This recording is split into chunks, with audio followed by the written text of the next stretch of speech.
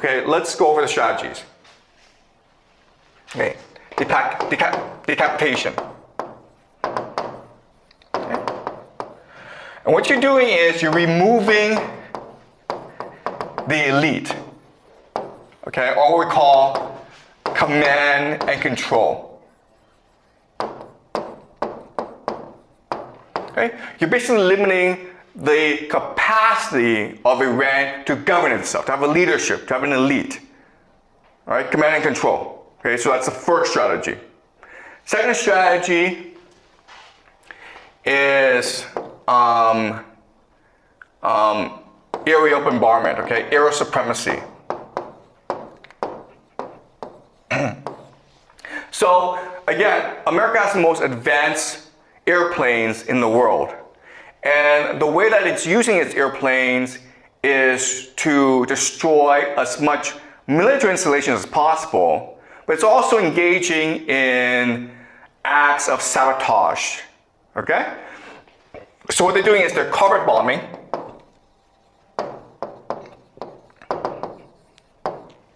Okay, so they're carpet bombing Tehran, okay? They're doing soft targeting. Soft targeting. Soft targeting means that instead of attacking military installations, you attack hospitals. Why? Because you're degrading the capacities, you're degrading the state's capacity to rejuvenate itself, to be resilient, okay? The last thing is something called double tap. Double tap is this, okay? And it's really illegal or against international law. What you do is this. You attack a place, right? You kill some people, and then people try to come and help the people who are injured. And it could be like doctors, it could be emergency personnel, it could be relatives, right? And then you strike again to create as many civilian casualties as possible, right? And the entire idea is to create as much fear and anxiety in people as possible so that they lose the capacity to resist, right? And the last thing you do, and the last thing, of course, is to arm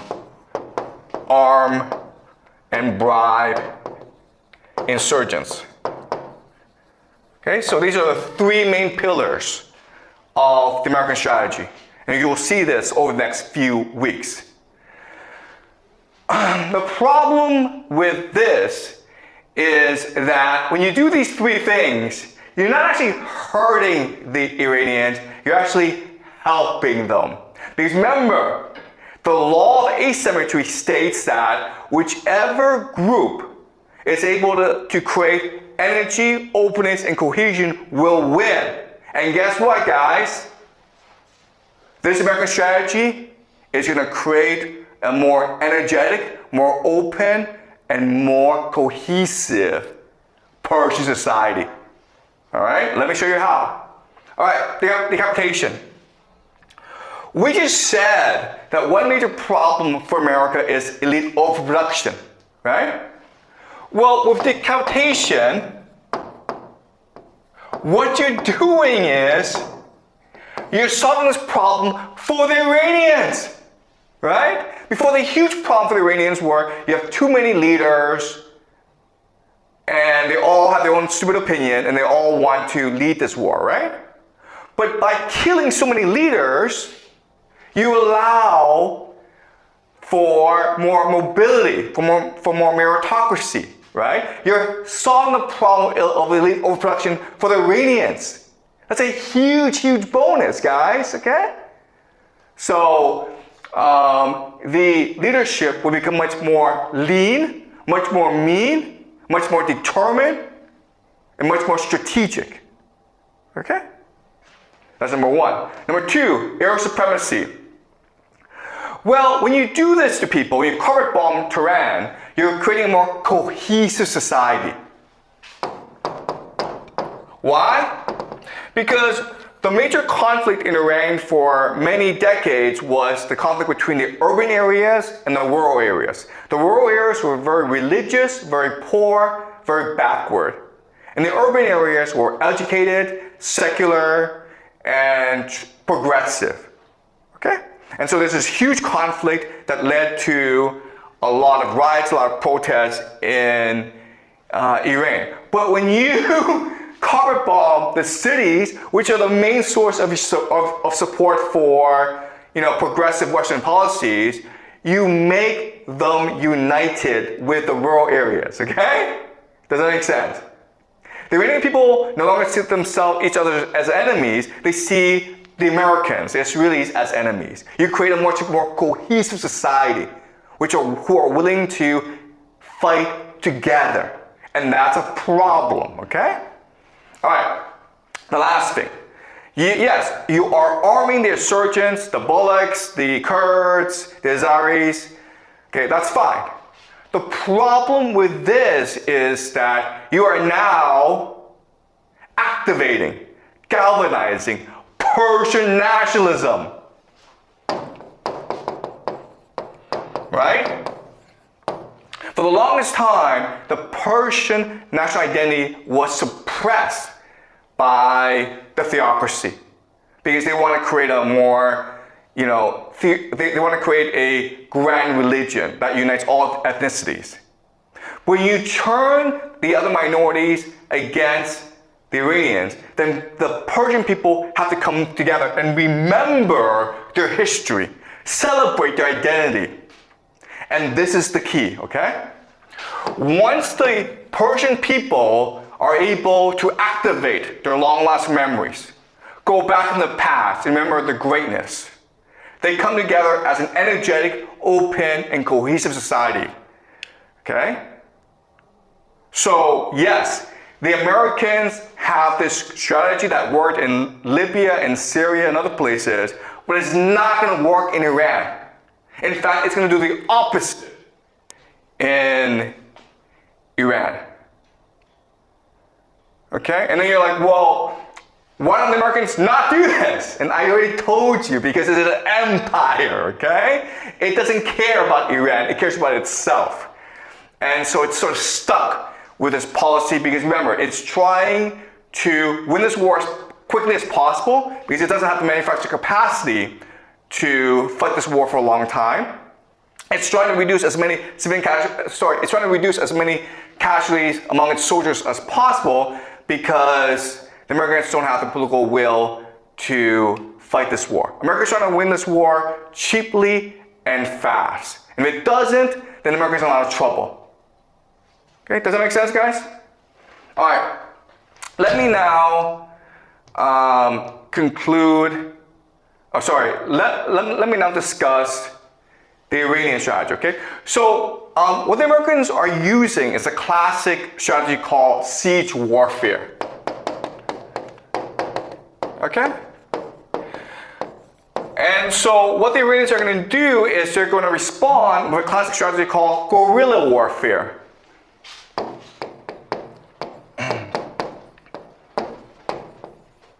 Okay, and guerrilla warfare, guys, it's just simple as hide and seek. Alright? So you come bomb me with everything you have, I'll just hide in my mountains. And then when you leave, what am I going to do? I'm going to attack your GCC countries. I'm going to lob drones, rockets at you. I'm going to lob rockets at Israel. Okay? I don't have to strike that hard. I just have to be a pain in the ass. Okay? Because then what happens is you're forced to come back and bomb the living hell out of me. But guess what? I'll just hide in my mountains again. It's hide and seek. Okay? So Iran can do this for years and years and years. But again, remember, America is forced to win this war as fast as possible because there is no political will. They don't have manufacturing capacity, and they don't want that many casualties and economic damage. Okay? Does that make sense, guys? All right. So that's all Iran's going to do. Iran's just going to be a pain in the ass. Okay? A pain in the ass. It's trying to create as much economic damage as possible. It's trying to create as much fear as possible. All right? Which will force America to attack. The grand question is this: will America launch a ground invasion? Okay? Because if it does, then they've lost the war. okay? All right? Because look at Iran, okay? Mountains and mountains, deserts. It is impossible to occupy this country. All right? It's impossible to invade. And what the Iranians want to do is be such a pain in the ass to commit so much guerrilla warfare that America is forced to invade, okay, from over here, and from over here, and from over here, and from over here. And then eventually, but the problem is that America does not have the resources, the political will, the manufacturing capacity to fight this war, okay? Does it make sense? All right, so now you're like, okay, I understand all this. But why the hell is this war happening then? Like, if I can tell you this, okay, I'm sure that their generals can tell them this as well. I'm sure that they know that this was the case. In fact, for years, America has been planning to invade Iran, and for years, the generals was like, no, that's suicidal, let's not do this, okay? So why is this happening? And unfortunately, we don't know, because the administration is not telling us. At first, Trump is like, oh, because the nuclear talks didn't go well. But we know for a fact that the Iranians were willing to agree to all terms of the Americans. And then Marco Rubio, who's the Secretary of State, he came out yesterday and he said something really moronic. He said that, why did we attack Iran? Because we heard the Israelis were going to attack first. And then the Iranians were going to respond by attacking both the Israelis and us, the Americans. And therefore we have to preempt the Israelis by attacking first. That's just retarded, okay? All right? So they don't know why they're doing this. But there has to be a reason, right? Okay, well, a clue is this. A clue is this. The soldiers are being asked, the American soldiers are being asked to fight this war. And again, no one knows why this war is happening. But there's reporting that the generals are telling the soldiers, this is a war for Jesus. This is a war to create the second coming of Jesus, okay? This is Jonathan Larson, and he's writing this on Substack, okay? US troops were told Iran war is for Armageddon, the return of Jesus. Well, what is this? All right, so this is something that we will look at as we go along. What is this crap? What is Christian Zionism? Why would they think that this war in the Middle East will cause the return of Jesus? Okay, we'll discuss this later on. But now it leads us to another problem, which is our entire class is on game theory, right? Guys, this is kind of weird because what this suggests is that religion is more important, okay? So what's the point of game theory if people don't play by game theory? If they're just religious fanatics, all right? And the answer is this, and the answer is, it's still game theory. But the problem is that what you think, the game that you think they're playing is not the game they're playing. The reward that you think they want is not the reward that they want, okay? We think in terms of material things, okay? So money, resources, power. We think that the war is being fought over these things. And it's not. All right? The grand secret, the grand reveal of the semester, of this course is this. The real power, the real currency in the world is not money. It is human consciousness. Or basically attention.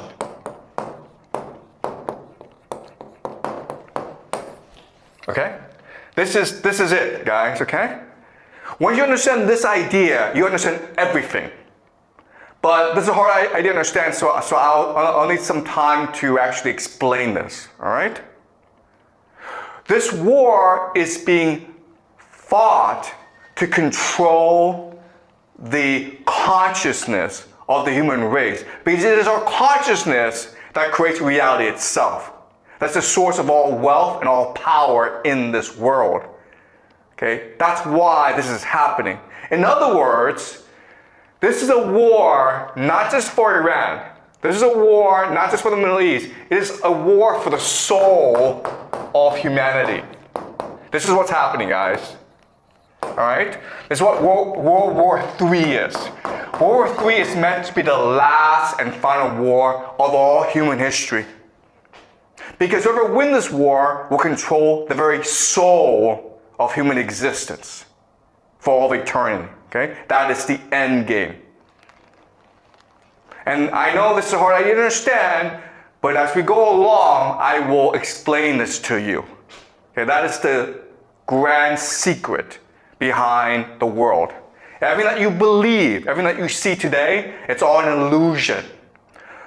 The reality, the truth, is that consciousness is a source of all power of reality itself. And so this is a war for human consciousness. It's a war for the very soul of humanity. Okay? Any questions? All right, I will see you guys next week.